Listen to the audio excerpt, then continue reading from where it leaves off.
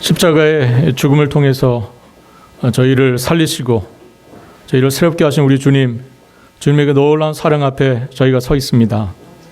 측량할 수 없는 사랑, 우리가 다 헤아릴 수 없는 그 사랑 앞에서 그 사랑을 하나님 아버지 저희가 깨닫게 하여 주시고 그 은혜를 깨닫는 귀하고 복된 시간이 될 수 있도록 주여 인도하여 주옵소서.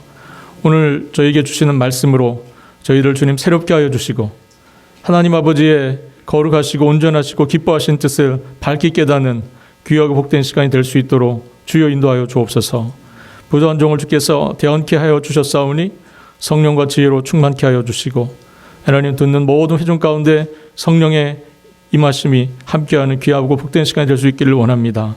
저희를 가르쳐 주시고 인도하여 주시고 하나님 이끌어 주옵소서. 모든 것을 주님께 의탁하오며 우리의 주님 되시는 예수 그리스도의 이름으로 기도합니다. 아멘. 오늘 우리에게 주시는 하나님 말씀 같이 보겠습니다. 신약성경 마가복음 10장 1절로 12절까지 말씀입니다. 신약성경 마가복음 10장 1절로 12절까지 말씀을 우리 한 절씩 교독을 하겠습니다. 제가 먼저 1절을 읽겠습니다. 예수께서 거기서 떠나 유대 지경과 요단강 건너편으로 가시니 무리가 다시 모여 들거늘 예수께서 다시 전례대로 가르치시더니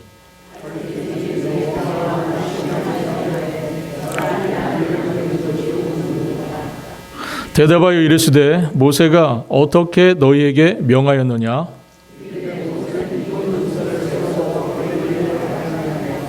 예수께서 그들에게 이르시되 너희 마음이 완악함으로 말미암아 이 명령을 기록하였거니와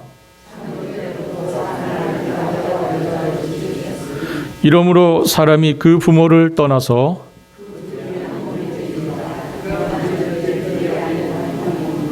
그러므로 하나님이 짝지어 주신 것을 사람이 나누지 못할지니라 하시더라.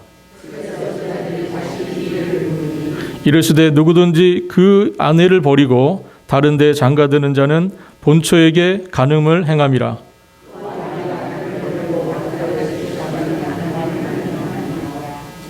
아멘. 오늘 말씀은 결혼과 이혼에 대한 주님의 말씀입니다. 특별히 이혼을 주제로 설교를 하게 되면 사람들의 관심사가 모아집니다. 그리고 그리스도인은 이혼을 해도 되는 겁니까? 안 되는 겁니까? 이렇게 궁금해합니다. 특별히 이 결혼과 특별히 이혼에 대한 성경의 가르침이 분명히 있음에도 불구하고 오늘날 목회자들이 꽤 꺼려하는 주제가 바로 이 본문을 가지고 설교하는 겁니다. 저라고 예외는 아니겠죠? 조심스럽고 또 어떤 의미에서 피하고 다루고 싶지 않은 것이 사실입니다. 그러나 주님의 가르치심이기 때문에 성경이 말씀하는 데까지 나아가고 말하지 않는 데서는 절제하고 침묵하는 것이 올바른 길이라는 생각이 듭니다. 중요한 것은 목사 개인의 생각이 아니겠죠? 성경이 하나님이 이 부분에 대해서 무엇이라고 말씀하시는가, 어떻게 우리에게 교훈하시는가 하는 겁니다. 오늘날은 1인 가족도 많이 있어서 특별히 이 부분에 또 해당이 되지 않는 분들도 사실 많이 계세요. 그렇기 때문에 오늘 이 본문이 우리에게 주시는 의미를 우리가 생각해 나갈 때에 특별히 우리가 여러 가지 것들을 동시에 좀 생각을 해야 합니다.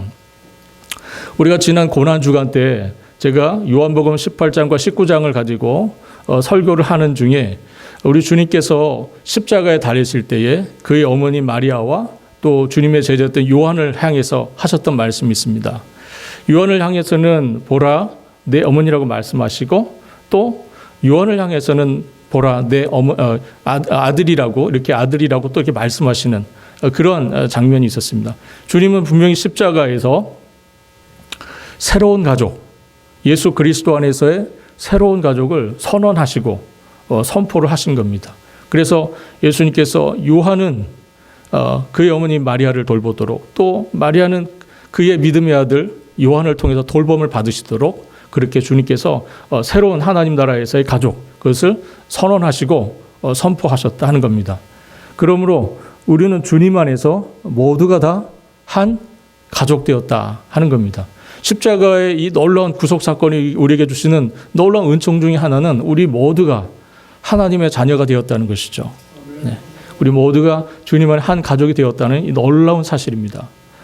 우리가 그 사실을 또한 함께 염두에 두면서 오늘 본문의 말씀을 살펴보도록 하겠습니다.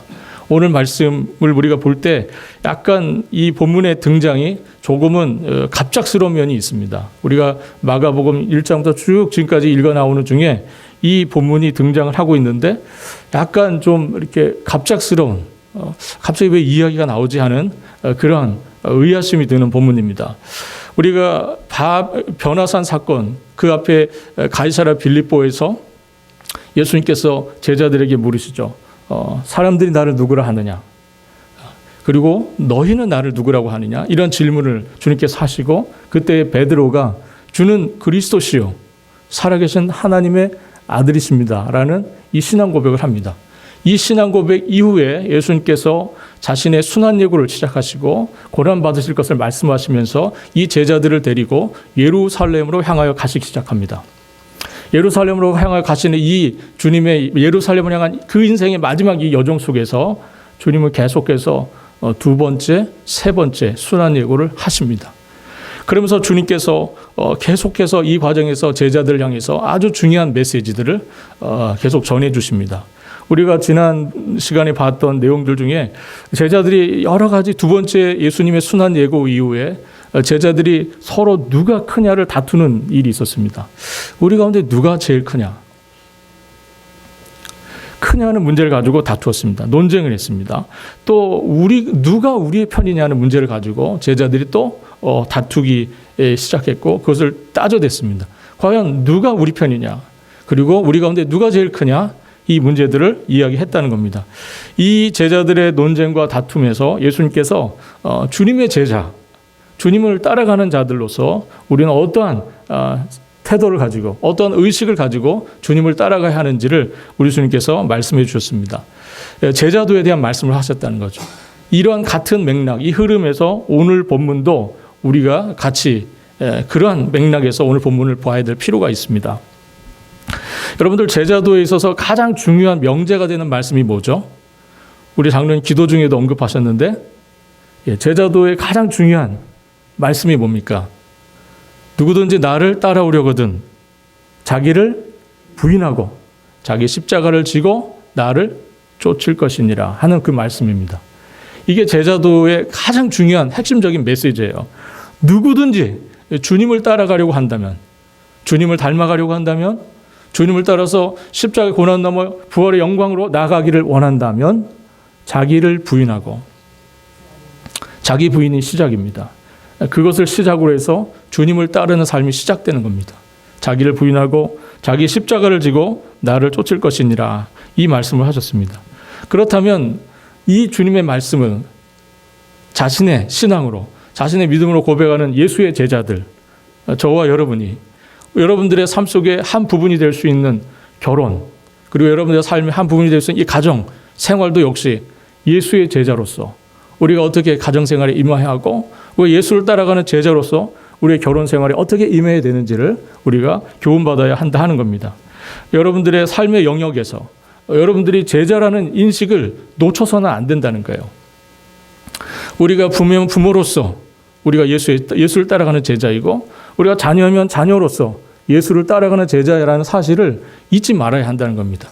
그 분명한 정체성, 내가 예수를 따라가는 자다 하는 그 예수 제자로서의 분명한 정체성을 가지고 우리의 삶의 여러 상황들, 우리의 삶의 여러 영역들의 삶을 살아가야 한다 하는 것입니다.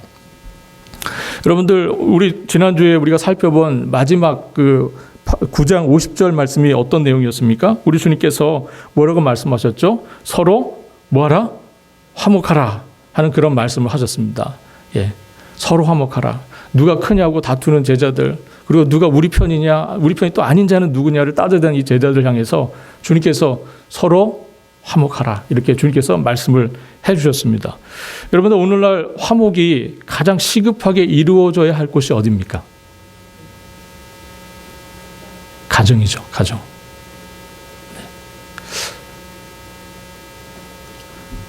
오늘 본문 1절과 2절이 이렇게 시작합니다. 예수께서 거기서 떠나 유대 지경과 요단강 건너편으로 가시니 무리가 다시 모여들거늘 예수께서 다시 전례대로 가르치시더니 바리새인들이 예수께 나와 그를 시험하여 묻되 사람이 아내를 버리는 것이 옳으니까. 바리새인들이 예수님께 나와서 질문을 했습니다.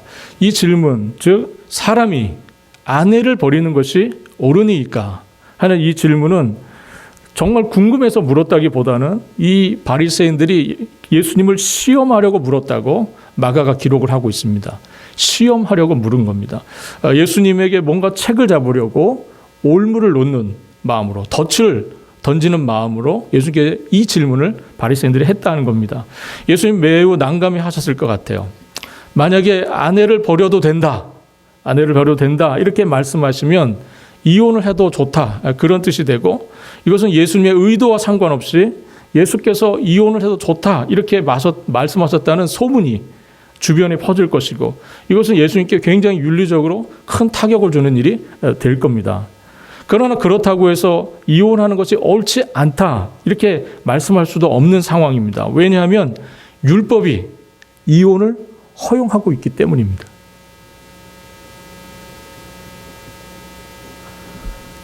그러므로 누구라도 이 질문에 대해서 섣불리 yes or no 이렇게 어느 한쪽으로 선택하여 말할 수 없는 그런 상황입니다.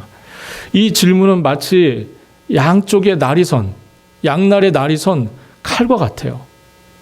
어느 쪽을 잡든 손을 다치게 되어 있는 그러한 질문입니다. 이 문제를 다루기 전에 우리가 오늘 본문에서 예수님께서 지금 어느 곳에 계시는지를 좀 주념하여 볼 필요가 있습니다. 예수님 지금 어디 계시는가 하는 거죠. 1절을 다시 한번 우리 같이 읽어보겠습니다. 1절입니다.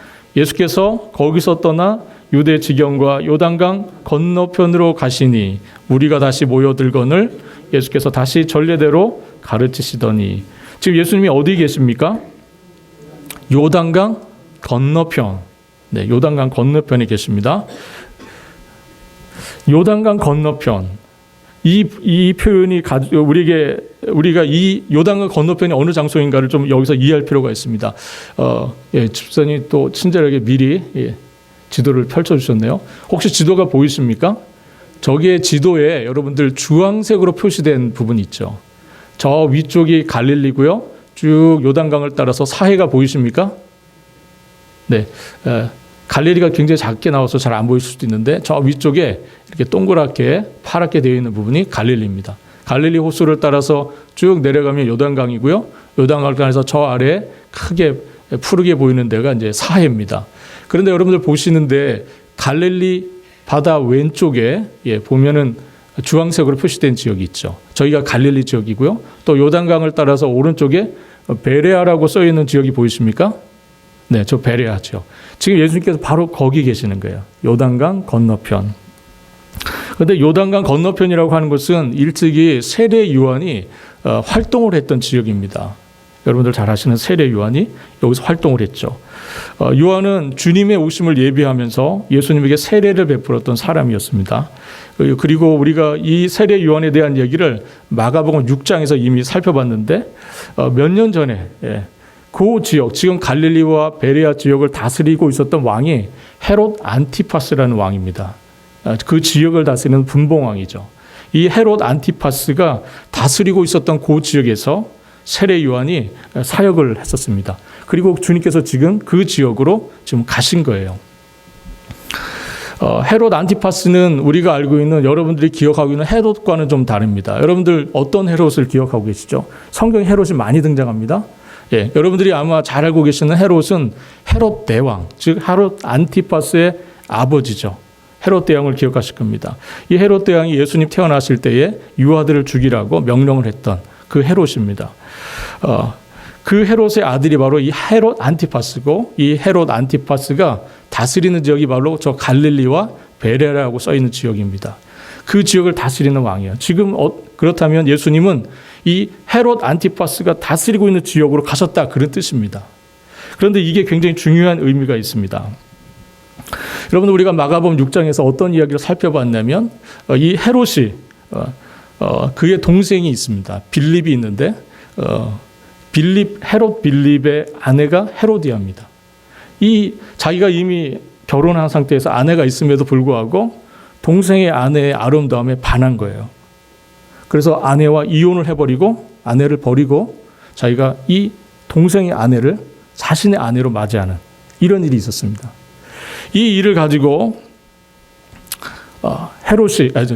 세례 요한이 신랄하게 왕을 비판했습니다. 이 일로 인해서 세례 요한은 붙잡히게 되고 결국 모기 배임을 당해서 죽임을 당하는 그런 일이 있었습니다. 우리가 그것을 마가복음 6장에서 살펴봤었어요. 이 일은 당시에 모든 사람들이 알고 있는 일이었습니다. 왕궁에서 벌어진 스캔들이고 굉장히 유명한 일이어서 많은 사람들이 알고 있었어요. 그러나 이 일에 대해서 말하기를 꺼려했습니다.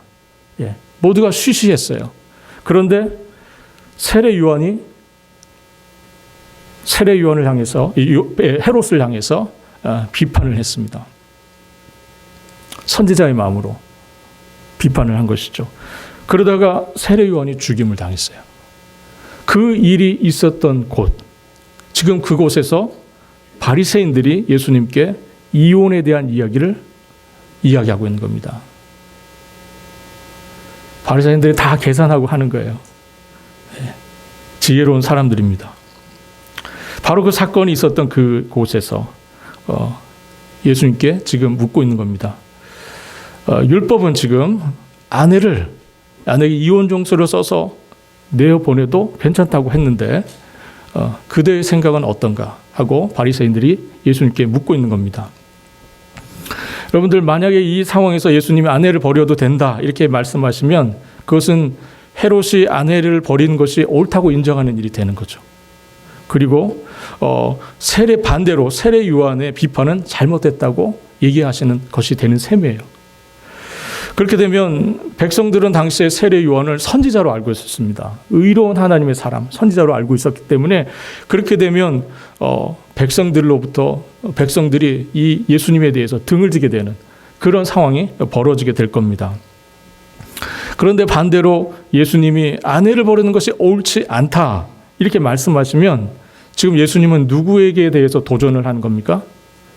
그렇죠. 헤롯 안티파스에 대해서 너가 했던 그 일은 잘못된 일이라고 이야기하는 상황이 되고 그렇게 되면 세례 요한이 죽임을 당했던 것처럼 주님도 위험에 처할 수 있는 그러한 상황이 되는 겁니다. 이 역시 양날의 날카로운 칼과 같은 그러한 상황이 아닐 수 없습니다. 우리 주님께서 이 상황을 모르실 리가 없죠. 우리 지금 이것을 모를 리 없으십니다. 이 모를 일 없으신 우리 주님께서 답을 하시는 대신에 주님께서 이 바리새인들에게 질문을 던지십니다. 오늘 본문 3절입니다. 모세가 어떻게 너희에게 명하였느냐? 모세가 어떻게 이 부분에 대해서 너희들에게 명령하였느냐 하는 말씀입니다. 여기서 모세는 모세의 글, 즉 여러분도 알고 계시는 창세기로부터 시작해서 5권의 책, 신명기까지의 말씀을 이야기한 겁니다. 특별히 오늘 이 본문에서 이 모세의 글이라고 모세가 무엇이라고 말했냐고 했을 때 이 모세는 신명기 24장의 말씀을 의미하는 겁니다. 신명기 24장. 그런데 여기서 아주 중요한 것이 하나 있습니다. 왜 예수님은 하나님이 너희에게 어떻게 명하였느냐 이렇게 묻지 않으시고 모세가 너희에게 어떻게 명하였느냐 물으셨을까요? 이게 약간 굉장히 미묘한 차이긴 하지만 엄청난 차이가 있습니다. 예수님은 하나님이 너희에게 뭐라고 명령하였느냐 이렇게 묻지 않으시고요. 모세가 너희에게 뭐라고 명하였느냐 이렇게 물으셨어요. 모세라고 했던 부분이 우리가 좀 중요하게 생각할 부분입니다. 이어서 바리새인들이 예수님의 질문에 대해서 답을 합니다. 오늘 본문 4절입니다. 모세는 이혼 증서를 써주어 버리기를 허락하였나이다. 이렇게 말합니다. 즉 모세 율법에 의하면 이혼 사유가 있어서 이혼 증서를 써주면 그 이혼은 합법이라는 거예요. 그렇게 이야기를 합니다. 그렇다면 모세 율법이 말하는 이혼 사유가 무엇일까요? 무엇이 이혼에 해당되는 말씀하는 사유가 될까요? 그것을 우리가 이 출처를 찾아보기 위해서 신명기의 말씀을 찾아볼 필요가 있습니다. 신명기 24장 1절 한번 같이 읽어보도록 하겠습니다. 사람이 아내를 맞이하여 데려온 후에 그에게 수치되는 일이 있음을 발견하고 그를 기뻐하지 아니하면 이혼 증서를 써서 그 손에 주고 그를 자기 집에서 내보낼 것이요. 여기서 중요한 것은 수치가 되는 일입니다. 수치가 되는 일. 아내에게 수치가 되는 일이 뭘까요? 수치가 되는 일이 있으면 그것으로 인해서 남자는 아내를 이혼 증서를 써서 내보낼 수 있다고 이렇게 율법에 되어 있다는 겁니다. 아내의 수치가 되는 일이 무엇일까요? 이 예수님 당시에 율법을 해석하는 크게 두 그룹이 있었습니다. 첫 번째 그룹은 샴마이라는 학파인데 성경을 굉장히 보수적으로 해석하는 사람들이에요. 그래서 이 수치하게 되는 일, 이 수치스러운 일은 아내의 간음이라고 얘기를 했어요. 거기에 이렇게 한정 졌습니다. 거기에 제한을 뒀어요. 그런데 또 한편으로 율법을 해석하는 그룹 중에 힐렐이라고 하는 학파가 있었습니다. 이 사람들은 굉장히 진보적인 사람들이에요. 그래서 굉장히 이것을 포괄적으로 해석을 했습니다. 그래서 수치스러운 일에 해당되는 것들을 굉장히 넓게 범위를 잡았어요. 어떤 일들이 포함되어 있냐면 우리가 기록에 의하면 예를 들어서 아내가 쿠킹을 하다가 빵을 태웠어요. 그럼 이거는 어떤 일인가요? 실수죠. 그런데 남자는 이거를 어떻게 판단할 수 있습니까? 수치스러운 일로 판단할 수 있어요. 여러분 헛웃음이 나오시겠지만 실제로 그랬습니다. 네. 이게 이혼 사유가 될 수 있었다는 겁니다. 예, 실제로 이혼이 됐어요. 이 일로 인해서. 그리고 그릇을 깨뜨렸어요. 그래도 수치스러운 일이 되어서 이혼을 당할 수 있었습니다. 심지어는 기록에 의하면 이 라비 아키바라고 하는 사람은 외모까지도 거론을 했어요. 아내의 외모를 가지고 수치스럽다고 판단이 되면 그것을 가지고 이혼 증서를 써줄 수 있었다고 합니다. 여러분, 이 정도면 남편이 얼마든지 마음 먹으면 이혼이 가능할 수 있었고 여인들은 버림받을 수 있는 그런 상황이었다 하는 겁니다. 당연히 이 시대에는요, 여성이 먼저 이혼을 제기할 수 없었어요. 이혼을 제기할 길은 없었습니다. 결국 바리새인들은 헤롯의 이혼을 굳이 찬성하지는 않았지만 그럼에도 불구하고 적당한 이유가 있었으니 이혼할 수 있다고 생각을 한 겁니다. 남자들이 그 아내와 살 마음이 없어지면 이런저런 이유로 핑계를 대고 이유를 대어서 손쉽게 아내들을 내보낼 수 있는 시절이 바로 이 시절이었습니다. 사실상 성경이 허락을 하고 있었기 때문에 굳이 세례요한처럼 반대를 했다가 죽임을 당할 필요가 없지 않겠느냐 하는 겁니다. 이것이 그 당시의 바리새인들 그리고 그 당시 많은 사람들의 생각이었습니다. 이 말씀을 들으시고 우리 주님께서 말씀을 이어가십니다. 오늘 본문 5절 한번 같이 읽어보도록 하겠습니다. 5절입니다. 예수께서 그들에게 이르시되 너희 마음이 완악함으로 말미암아 이 명령을 기록하였거니와. 예수님도 신명기의 말씀이 당연히 하나님의 말씀이시라는 것을 알고 계셨고 인정하셨습니다. 그래서 아내에게 수치스러운 일이 발견되었을 때 이혼 증서를 써주고 이혼할 수 있다는 것을 인정하셨어요. 하지만 예수님은 이혼은 원래 하나님의 뜻이 아니라고 말씀합니다. 그것은 원래 하나님의 뜻이 아니다. 즉 이혼은 사람의 마음이 완악함으로 인해서 하나님의 잠정적으로 허락하신 차선책이라고 말씀을 하는 겁니다. 사실 하나님께서 이혼 증서를 허락해 주신 이유는 여성을 함부로 대하지 못하게 하도록 하기 위함이었어요. 이 당시에 여인들은 당시 이혼 증서를 받고 나가지 못하면 다시 재혼을 할 수가 없는 시절입니다. 그래서 꼭 이혼 증서를 받아야 됐어요.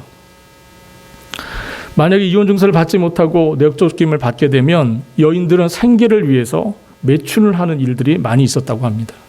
생계를 위해서 어쩔 수 없는 거예요. 그런 시절입니다. 이 여성들의 비참한 삶을 막기 위해서 하나님께서 최소한 이혼 증서는 써서 보내도록 하라고 말씀을 하셨다는 겁니다. 그러므로 예수님께서 말씀하시고자 하는 것은 뭡니까? 이혼은 하나님의 본심이 아니시라는 것. 이혼은 하나님의 본심이 아닌데 그럼에도 불구하고 모세의 글을 통해서 하나님께서 그에게 말씀을 주신 이유는 최소한 여인의 권리 그리고 하나님 형상으로서 지음받은 존엄한 가치를 가지고 있는 그 여인을 보호해야 하겠다고 하시는 하나님의 최소한의 조처, 그것이 바로 이혼 증서를 써주는 일이었다 하는 겁니다. 그러므로 율법이 이혼종서를 써주도록 한 것은 율법을 장려하고 허락하기 위한 것이 아니고 오히려 반대로 아내를 버리는 일들이 없도록, 그런 일들이 허다했던 그 시절에 그런 일들이 일어나지 않도록 억제하고 최소화시키도록 하시기 위한 조치, 그것이 바로 이혼종서를 써주는 일이었다 하는 겁니다. 이혼종서를 써주기 위해서는 먼저 합당한 사유가 있어야 했고요. 또 일정한 수의 증인들이 주변에 있어야 했습니다. 그래야 재판을 받을 수가 있고 판결을 받을 수 있었습니다. 그렇게 하려면 일정한 돈과 시간이 필요했고요. 그런 절차들이 필요했습니다. 그러면 하나님께서는 이러한 과정을 통해서 완악한 마음을 갖고 있는, 죄로 인해 타락해서 완악한 마음을 갖고 있는 인간들이 그러한 생각을 돌이킬 수 있는 기회, 그 생각을 바꿀 수 있는 기회, 그거를 주시려고 했다 하는 겁니다. 예수님께서 그들의 성경 해석이 얼마나 잘못됐다는 것을 아주 정확하게 지적하고 계세요. 바로 그들의 완악함, 우리 인간들이 갖고 있는 완악한 생각, 그것 때문에 하나님께서 하신 일이다 하는 겁니다. 완악하다는 이 말의 의미는 단지 고집이 세다 그런 뜻이 아닙니다. 우리가 성경에서 완악한 성품의 가장 대표적인 사람이 누구죠? 바로 10번의 재앙이 있었음에도 불구하고 10번이나 계속해서 하나님께서 그의 백성들을 보내줄 것을 요청했음에도 불구하고 계속해서 하나님께 대하여 거부했던 애굽의 바로입니다. 완악한 사람. 즉 완악하다고 하는 것은 하나님의 명령에 순종하지 않는다 그런 뜻입니다. 고집이 세다 그런 의미가 아니에요. 하나님의 명령에 순종하지 않는 것, 그것이 완악함입니다. 바리새인들은 여러분들 잘 아시는 것처럼 율법의 전문가입니다. 나름 하나님 말씀을 잘 알고 있다는 사람들이에요. 그러나 하나님 말씀을 누구보다 잘 알고 있다고 말했지만, 그것을 자랑했던 사람들이지만 실제로 그들은 오히려 하나님의 말씀에 불순종하는 그런 사람들이었다는 겁니다. 우리 로마서 10장 2절과 3절 말씀을 한번 같이 읽어보도록 하겠습니다. 로마서 10장 2절과 3절입니다. 내가 증언하노니 그들이 하나님께 열심히 있으나 올바른 지식을 따른 것이 아니니라. 하나님의 의를 모르고 자기 의를 세우려고 힘써 하나님의 의에 복종하지 아니하였느니라. 바리새인들은 열심히 있었지만 결국 자기 의를 세우는 열심이었다 한 겁니다. 하나님의 의를 이루기 위한 열심이 아니었던 겁니다. 우리가 열심히 하는 것 좋지만 열심히 하는데 방향이 잘못되면 결국 그것은 하나님의 뜻을 벗어난 일이 된다 하는 겁니다. 여러분, 내 자랑, 내 의, 그렇게 되지 않아야 하는 거죠. 우리가 무엇을 하든지 그것이 내 자랑이 되거나 내 의가 돼서는 안 됩니다. 우리가 무엇을 하든지, 우리가 주님을 따라가는 제자로서 우리가 무엇을 하든지 그것은 하나님의 의를 드러내는 일이 되어야 하고 십자가의 도를 나타내는 그런 일이 되어야 한다는 겁니다. 율법이 허락하는 범위 안에서 얼마든지 이혼이 가능하다고 봤던 이 바리새인들을 향해서 주님께서 말씀하시는 거예요. 하나님의 마음, 그것을 너희들이 헤아려 볼 수 있기를 원한다 하는 거죠. 율법이 생기기 전에 우리 주님께서 사람들에게 하신 말씀이 있습니다. 오늘 본문 5절과 6절에서 예수님께서 그 말씀을 하십니다. 예수께서 그들에게 이르시되 너희 마음이 완악함으로 말미암아 이 명령을 기록하였거니와, 6절입니다. 창조 때로부터 사람을 남자와 여자로 지으셨으니, 즉 율법이 있기 전에 하나님께서 이미 결혼에 대한 이야기를 하고 계셨다 하는 겁니다. 이미 하나님께서 자신의 본래의 뜻, 남자와 여자를 하나 되게 하는 이 결혼, 이것에 대한 하나님의 깊으신 원래의 의도와 뜻이 있었다 하는 겁니다. 결혼은 창조 때부터 하나님이 설계한 아주 중요한 기본 설계가 있습니다. 그것은 바로 남자와 여자의 결합입니다. 7절, 8절 보겠습니다. 이러므로 사람이 그 부모를 떠나서 그 둘이 한 몸이 될지니라. 이러한즉 이제 둘이 아니요 한 몸이니. 결혼에서 강조되는 것은 뭡니까? 한 몸을 이루는 겁니다. 한 몸을 이루는 것. 완전한 연합. 그것이 결혼의 아주 중요한 목적입니다. 분열되지 않고 나누어지지 않고 하는 하나 되는 것. 그것이 하나님께서 결혼을 통해서 원하셨던 일입니다. 마치 삼일체 되신 하나님께서 완전한 사랑으로 하나로 계시는 것처럼 성부와 성자와 성령 삼위 되신 하나님께서 한 분이 되시는 것처럼 남자와 여자 이 두 인격체가 하나로 이루어지는 것. 그것이 바로 성경이 말하는 결혼이다 하는 겁니다.